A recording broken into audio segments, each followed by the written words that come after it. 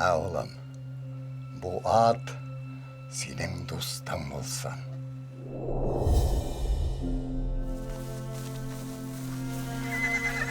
Послушай, Балам, кочевые народы с давних времен считали коней священными животными. А каково это, когда вот так скачешь по степям и полям? Жаркий ветер дует в лицо, от которого перехватывает дыхание.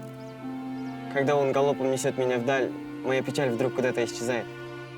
Теперь ты будешь сильным и здоровым. А завтра мы начнем приучать тебя к седлу. Наверное, ты не случайно появился в моей жизни. Я вот все думаю, как бы все сложилось, если бы тогда отец не проиграл. Дядя Сафа, позвольте искупить мою вину. Аллах никогда не устанет прощать тебя, Ясин. Я так надеялся, что и у меня появится мой волшебный конь. Нельзя отпускать Закира на скачки. Они уже делают все, что можно. Закир! Что случилось? Волки задрали.